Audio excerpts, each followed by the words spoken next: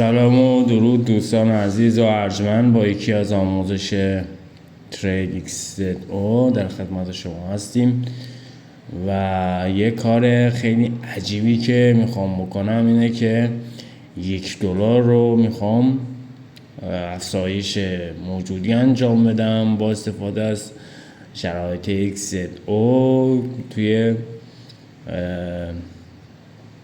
اکانت EM ماکس که دوست دارم ببینم که اکانت EM ماکس و سیلور چه ویژگی هایی داره و آیا ترید تک‌بردی میتونم انجام بدم یا نه. خب من سرما خوردم عزیزم، عذرخواهی میکنم، آبریزش بینی هم دارم، اما خب هنوز به عنوان یک اسطوره تریزنی در خدمت شما هستم. بعضی میگن که من بخش کوچکی از ترید هستم، فلان هستم.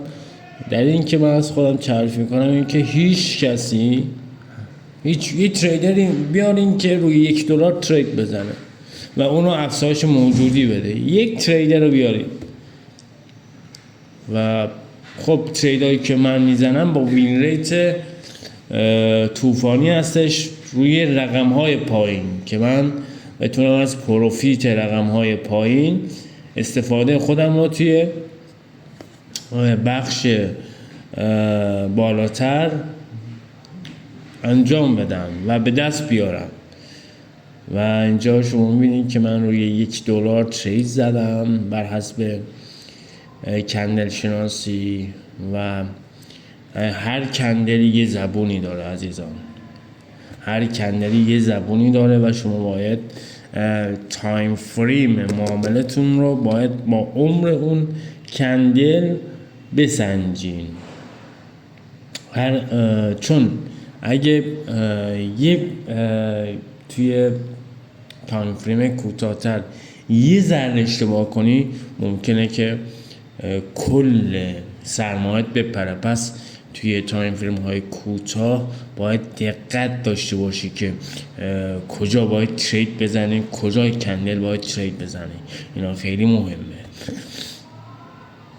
روی $1 توی امریکن اکسپرس OTC ترید میزنم و خب با شناختی که از کندل ها دارم توی 1 دقیقه میدونم که چی خبره. اگه اکانت EM سیلور باشه یا اکسپرس باشه جوابش بهتر هستش، ساده تر خواهد بود و شما با ترید بهتری و با برخورد بهتری توی بازار مواجه خواهیم بود اگه کندل شناسیتون تو لول مثبتی باشه.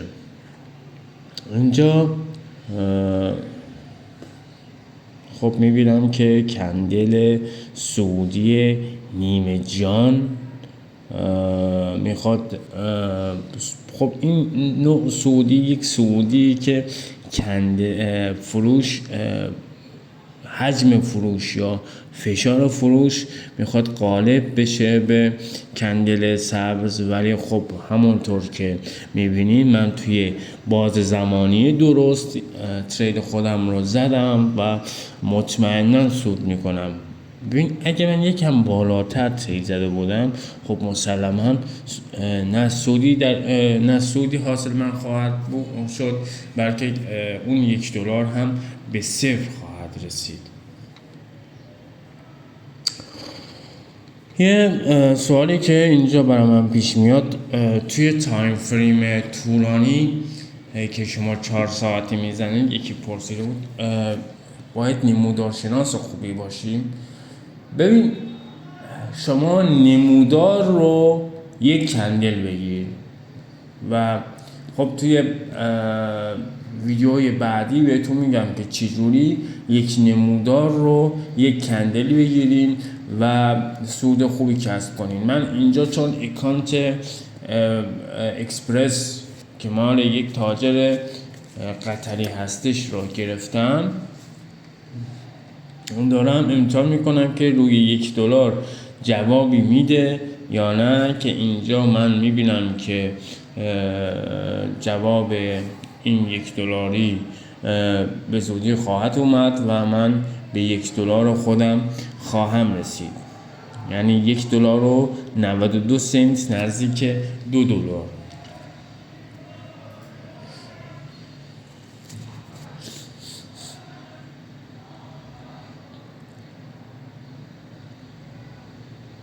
توی تایم فریم کوتاه باید دقت داشته باشیم که چه کندلی داره تشکیل میشه و کجا باید ترید بزنید.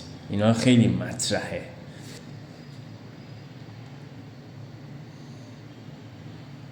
خب برگردیم به بازار امریکن اکسپرس OTC. من سود خودم رو کردم $1.92 و این $1.92 رو میخوام دوباره با استفاده از کندل شناسی استاندارد ترید بزنم. خب اینجا من $1.92 میزنم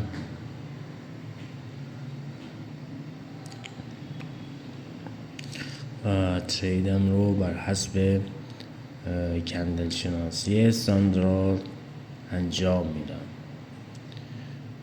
هر بازاری که ترید زدین بازخورد خواهد داشت، پس بازارتون رو عوض کنین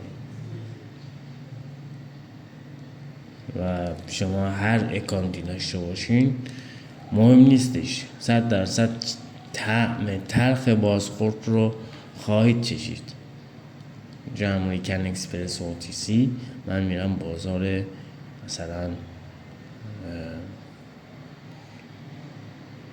مثلا بینینگ کمپانی.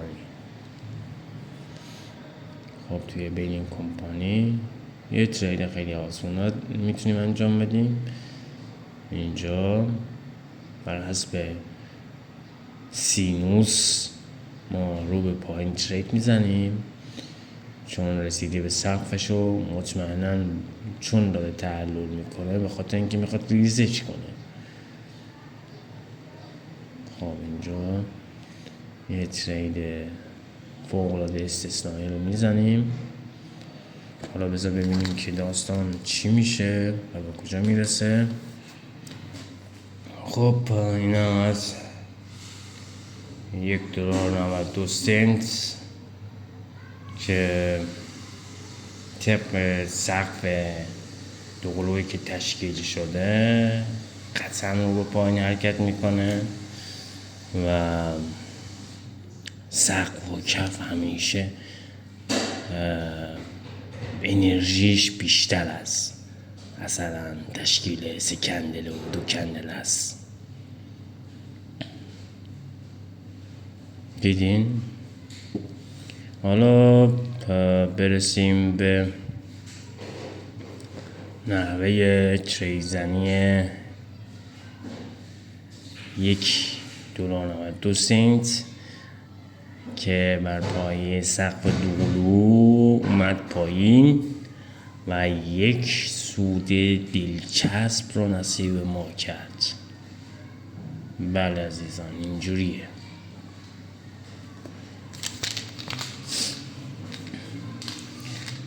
با وین ریت 92% $1.92 میرسه، فکر کنم به $3 خورده ای میرسه و سود دلچسبی نصیب ما میشه.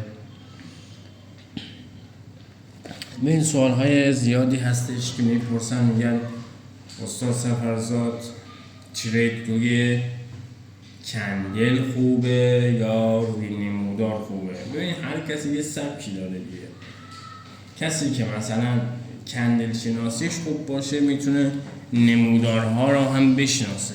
کسی که به جزئیات بیشتر دقت میکنه کلیات رو درو میزنه. خب پس بحث همیشه بحث جزئیاته. این نیستش که شما جزئیات رو بلد باشین، اینه که شما جزئیات رو خوب ببینید. مشاهده کردن توی ترید زنی یکی از اصول پایه پروفیت جمع کردنه و شما تا زمانی که خوب نبینید نمیتونید خوب ترید بزنید.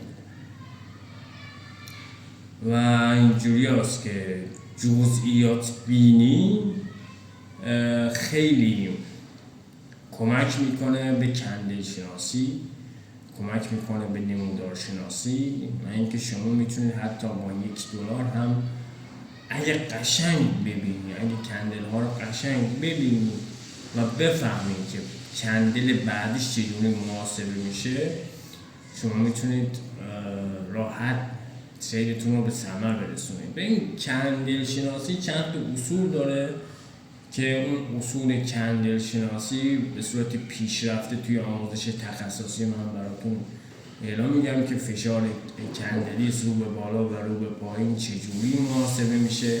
اینا رو بر حسب فرمول‌های ریاضیات من براتون توی آموزش تخصصی براتون توضیح میدم و شما میتونید حتی با $1 با $4 با $5 با $10 هم ادامه بدین و ترید خودتون رو به سود برسونید. فقط مهم اینه که شما فشار سنجش رو خوب بفهمید و درک کنید. خب برسیم به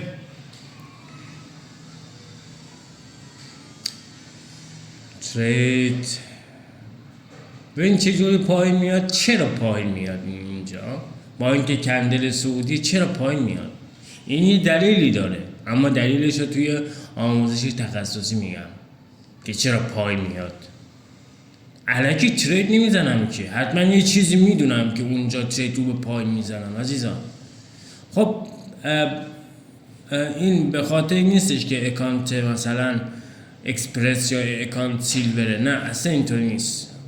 شرط اول کندل شناسیه. تا موقعی که شما کندل ها رو خوب درک نکنید، سنجش فشار رو خوب اندازه نگیرین و بازار رو خوب مشاهده نکنید، نمیتونید به پروفیت دلخواه خودتون برسید و سرمایه‌تون هم به فنا میره. اینجا $1.92 من میریزه به حسابش با پروفیتی که 92% وین ریتش با خودش داره. محمد. خب اینجا $1 من رسید به فکر کنم $3 رو بذار ببینم، $3.69 369 عدد تسلا. عجب. خب اینجا ما بازارمون رو تغییر میدیم،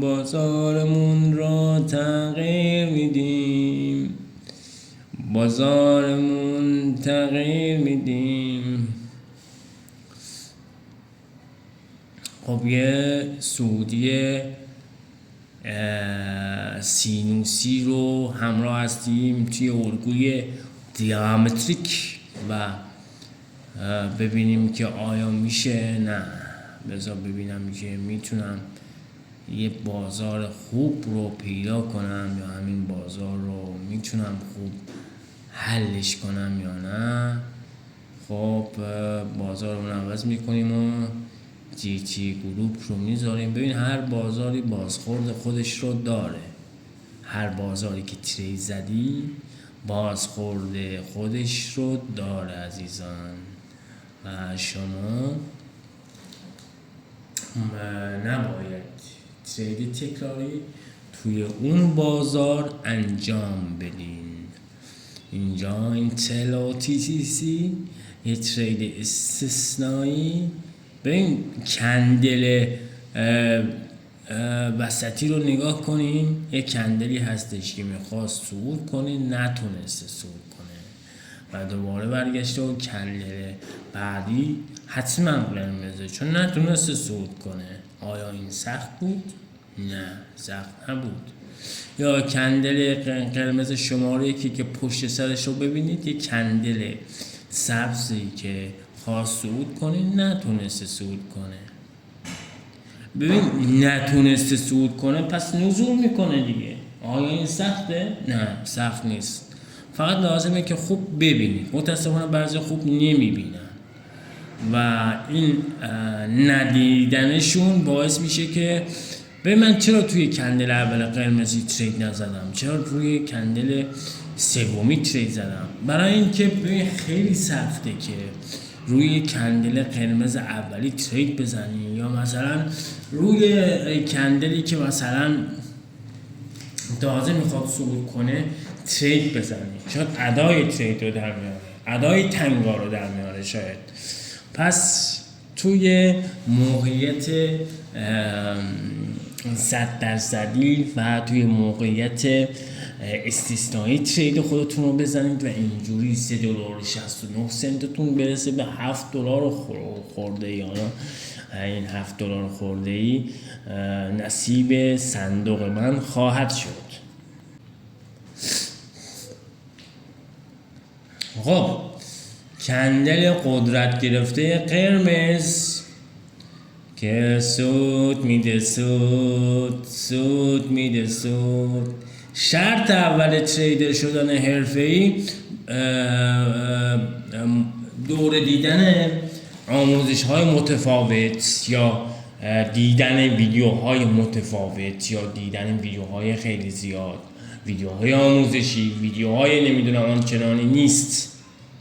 یه تریدر خوب به عمق بازار میره و کندل ها رو درک میکنه، کندل ها رو مثلا خوب مشاهده میکنه. خب مثلا کندل تو کجا ساخته میشه، تو چه محیطی ساخته میشه، چه جوری ساخته میشه، سایه کندل چه جوریه، بدنه کندل چه جوریه، آیا سایه و کندل بدن کندل در یک راستا هستن، در خلاف هستن، چه جوریه، فشار خلافه، فشار روی روند، اینا رو باید ببینه یک تریدر تا بتونه اینجوری پروفیت بگیره عزیزان. اینم پروفیت من با اختلاف پوینت 104.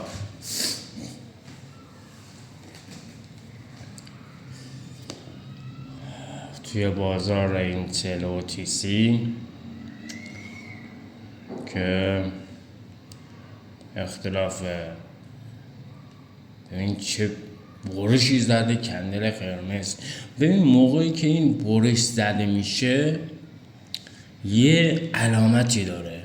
خب وقتی که یه کندلی یهو دراز میشه و یهو با قدرت تشکیل میشه دو معنی رو داره.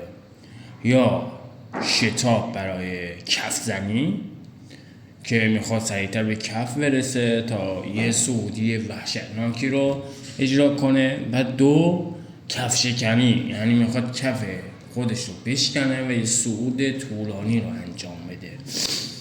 خب برای اینکه این موضوع رو ما بفهمیم توی نمودار، میفهمیم که چند بار کندل یا نمودار به کف خود نزدیک شده، چند بار، آیا این به طور متوالی بوده. اگه به طور متوالی بوده یک کف شکنی سنگینی رو ما شاهد خواهیم بود اگه بیش از 2 بار تکرار بشه.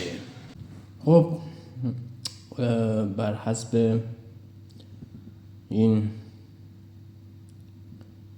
کندل خیلی قوی که تشکیل شده ما به این نتیجه میرسیم که میتونه کندل بعدیش هم تحت تاثیر بذاره. اینجا من رسیدم به $7.08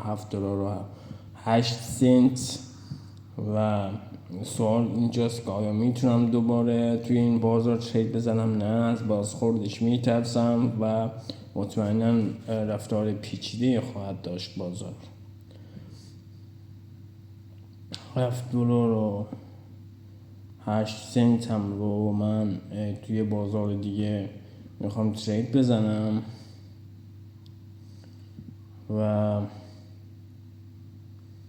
به سود خوبی برسم.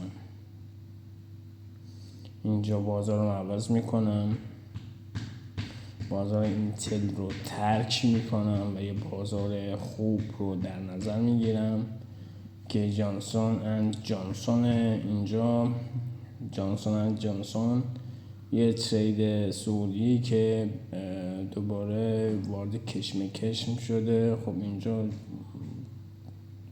چی میتونه باشه؟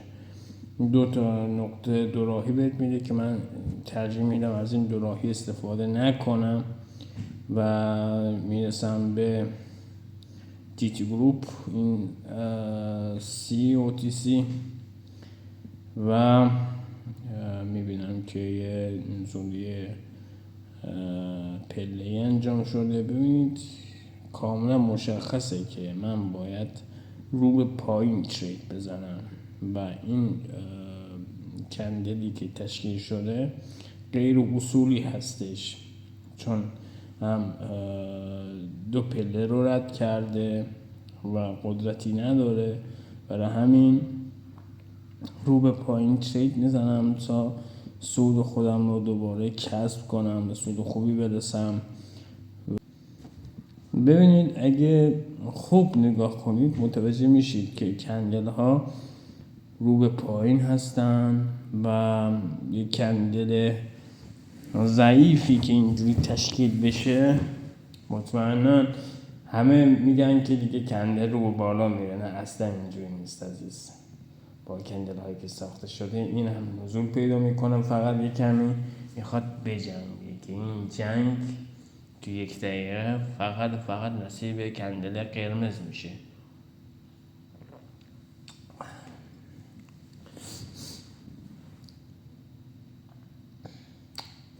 خب باز بیاد پایین، بیا پایین بابا، با ما بازی نکن.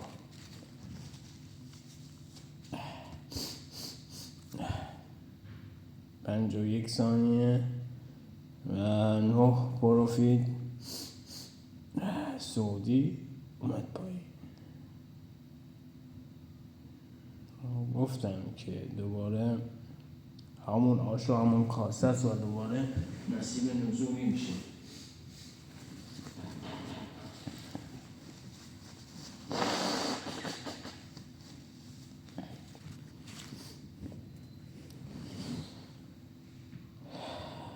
با دلم بازی نکن.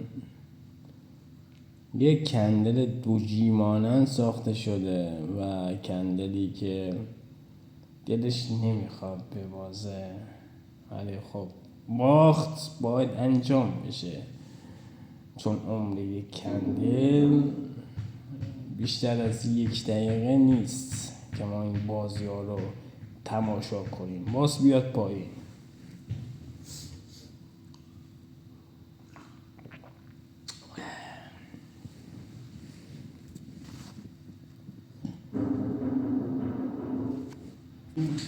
خب جنگ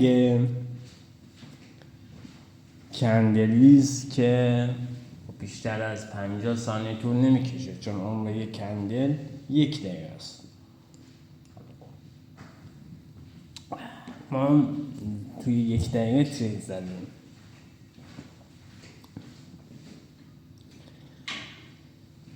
و میخواد جنگش رو ادامه بده. توی 30 ثانیه خوب دووم آورده این جنگ رو، ولی بازم میگم خیلی عذر میخوام از کندل و باز نزول پیدا کنه. هیچی از قدرت پیشبینی سفرزاد نمیتونه فرار کنه عزیزان. هیچ کندلی نمیتونه فرار کنه، مخصوصا وقتی اکانتش EM هست. دیدین باز بیاد پایین تر با اختلاف پوینت بیشتر، باز بیاد پایین و کندل نزولیش رو باز ادامه بده.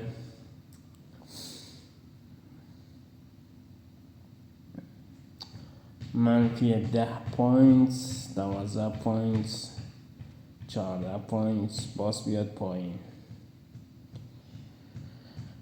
خب اینم از سود $13.59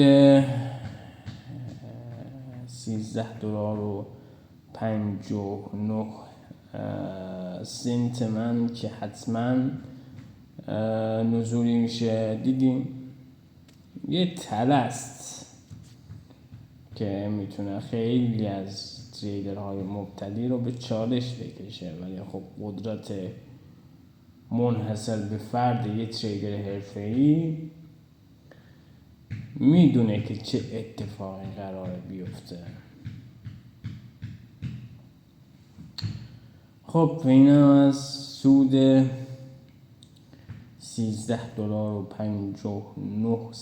هم به افتخار متولدین 1359 یه سود خوبی کسب کردم. $1 رو ببین کجا رسوندم. شرط، واقعا شرط اکانت خیلی خوبشه. این اکانتیه که واقعا میتونیم با این اکانت خوب خیلی بالاتر بریم.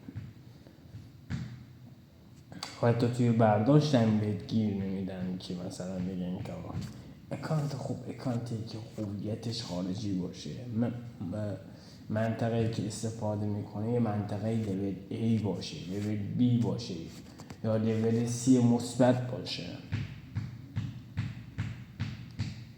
اینجا $13.59 و میرم برای آخرین ترید که میخوام انجام بدم. $1 بود، حالا میخوام برسم به $26 $27 نمیدونم.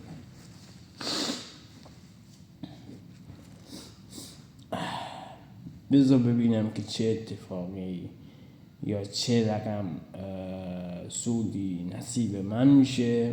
واقعا ترید اگه خوب ببینی خیلی آسونه. بعضی میگن من کورم رو پاره کردم، من سختی زیاد کشیدم، من فلان شدم. آره سختی داره. تو 1 سال باز بشینی ببینی که فشار کندلی چجوری سنجیده میشه، چه کندلی تشکیل شده، تو کدوم محیط تشکیل شده. ببین یه کندلی مثلا توی جا مثلا تشکیل بشه، کندل بعدی شاید یه رفتار دیگه انجام بده، ولی تو محیط دیگه یه رفتار دیگه از خودش نشون بده. پس محیط کندل خیلی فرق میکنه که اون کندل تو اون موقعیت چجوری رفتار انجام میده. خب با یکی از سعودی نسبتاً دلچسب طرف هستیم که اینجا مثلا یک کندل قرمز ضعیف تشکیل شده. خب معنیش چی میشه وقتی که کندل قرمز ضعیفه؟ یعنی چی؟ یعنی اینکه سعودی خیلی وحشتناکی قرار اتفاق بیفته. مثلا بارون نم داره میباره، مثلا بگیم داره سیل میشه. کدوم سیل؟ توی نم بارون مگه سیل میاد؟ کمی باس منطقی باشیم دیگه بابا، یه کمی باس منطقی باشیم. توی اینجا مثلا کندل ها نزولی هستن، یعنی نم بارون داره میاد. این 3 کندل قرمز بعد از یه سعودی وحشتناک تشکیل شده. خب شما بگین، شما خودتون بگین تو سعودی که مطمئن‌تر یک کندل ضعیف 3 کندل ضعیف تشکیل بشه چه معنی داره؟ کندل قدرتی بیاد پایین، تو همون 2 کندل خودشون رو میکنه دیگه، لازم نیستش که 3 کندل ضعیف تشکیل بشه. پس ما رو به بالا ترید میزنیم و میگیم منو مسخره نکن عزیز. تازه دومین کندلش هم دومین کندل رو ببینید شما. دومین کندل نشون میده که آویزون کندل اولیه، یعنی اینکه کلا قدرت کندل اولی رو هم نداشته. کندل سومی قرمز رو ببین، یا من جون ندارم نزول کنم، دست خودم نیست نزول کنم، ندارم نزول کنم. خب چی میشه؟ ادامهش سعودی میشه. این سخته، واقعا سخته براتون همچین درکی رو از کندل داشته باشین. واقعا سخته براتون. بابا کل کندل داره باهاتون صحبت میکنه، میگه آقا من نمیتونم نزول کنم، ندارم نزول کنم، چه اتفاقی میفته؟ خب سقوط میکنه دیگه. کندل همینجوری نمیشینه که مثلا راست بره، یا نزولی سعودی یا کشمکش میره. اینجا مثلا شما کشمکش هم ببینید، خب مسلما کندل سومی باید صرف میشد یا کندل دومی باید صرف میشد. کدوم کشمکش؟ میگه آقا من پریدم، من چیزی برای فروش ندارم. و شما از این موقع استفاده میکنین و ترید خودتون رو به ثمر میرسونین خیلی راحت و یه سود دلچسب نصیبتون میشه و شما میتونید راحت و بدون هیچ کم و کاستی توی پوینت های بالاتر ترید خوبی، سود خوبی رو کسب کنید. و اینجا خب 24 دلار و 60 سنت نصیب من میشه توی وین ریت 81%. بله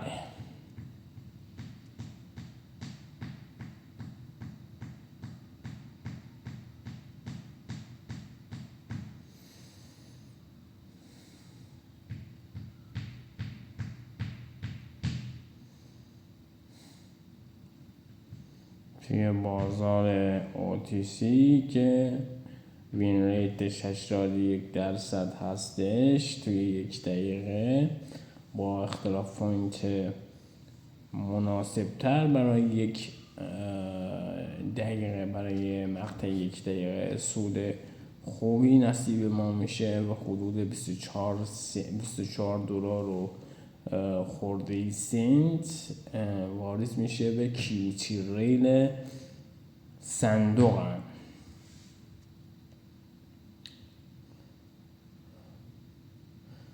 پس مهم نیستش که شما چه مقدار داری، این مهمه ها، ولی مهمترینش نیست. مهمترینش اینه که شما چه هویتی دارید، چه اکانتی دارید و شناخت شما از کندل آیا به اصول رسیده، آیا توی یه محیط میدونین که اون کندل چرا اونجوری ساخته شده. باید اینا رو ببینید تا متوجه بشین و ترید خوبی رو بزنید و به سود خوبی برسید. توی چشمان شما، جلوی چشم شما 1 دلار هم رو رسوندن به 24 دلار و خورده ای. آیا این شانسیه؟ به نظر شما شانس دیدین توی این پاکت آپشن؟ آیا شانسیه این؟ اگه این شانسیه چرا من هر روز پروفیت میگیرم؟ چرا من به جایی میرسم که نمیتونم برداشت بزنم؟ چرا واقعا؟ برای چی؟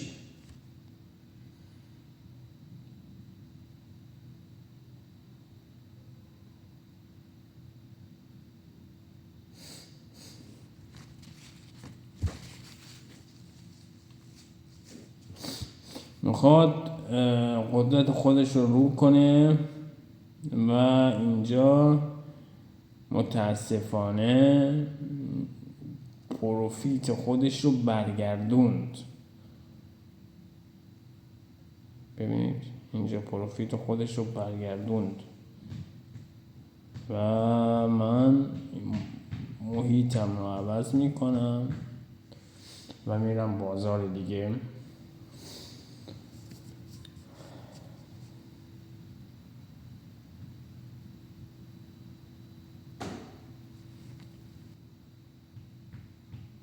توی بازار دیگه من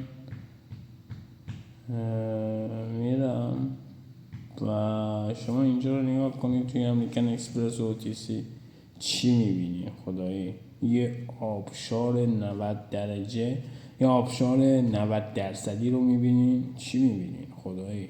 دیگه بهتر از این مگه میشه؟ واقعا یه فرصت بهتر از این مگه میشه؟ فشار سنجش رو ببینید رو به پایینه، فشار رو به پایینه.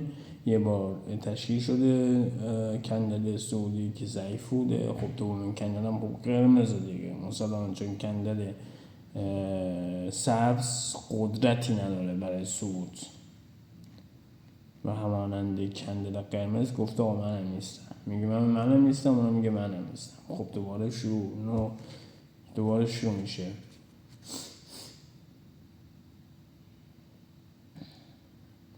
کندید بعدی هم سعودی دلچسبی نداره و باید سود کنیم اینجا.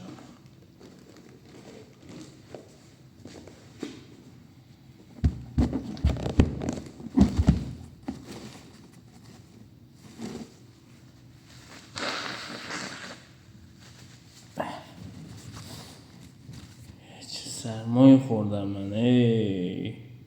هوا هم مریضه، بیرون میری گرمه، خونه سرده، میری کولر رو میزنیم سرما میخوری، کولر نزنی ذوب میشی، برقام گاهی هستش گاهی نیستش و گفتن که اینترنت هم قرار قطع بشه. کلن داریم یواش یواش برمیگردیم به روزهای غارنشینمون و من قشنگ میبینم که 5 سال دیگه سر از غار در بیاریم. مثلا لباسامون شبیه غارنشیناست و توی دستمونم چی میگن بهش، چماقه، میریم برای شکار گوز.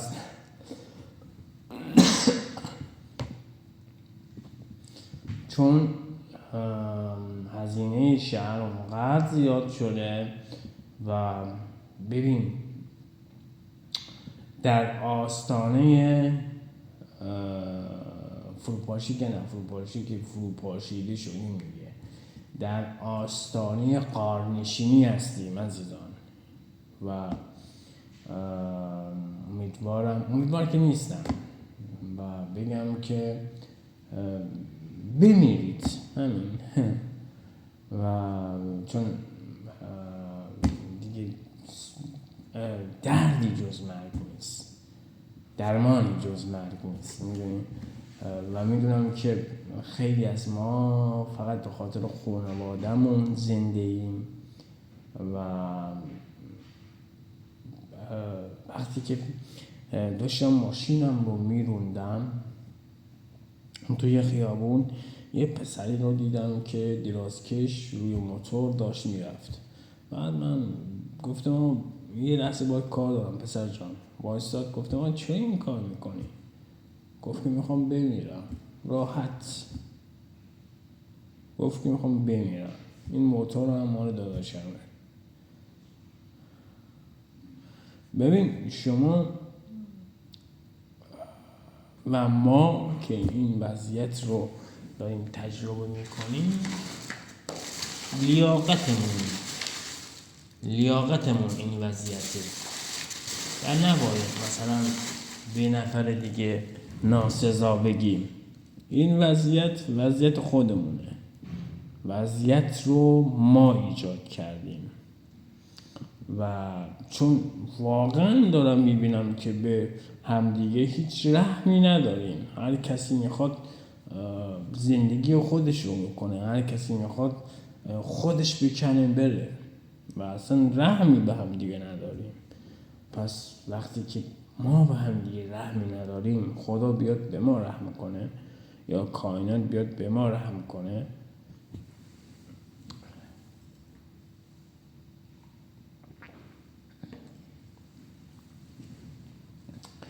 این وضعیت طلا باید برسه به 16 میلیون گرمی که حتما خواهد رسید، چون محاسبه کردم من. و ببینید شما دیگه مثلا کسی که سکه نوشته توی مهریه باز یه معدن رو بزنه که بتونه سکه های اون مفتخور رو بده و واقعا متاسفم واسه این وضعیت و متاسف میمونم.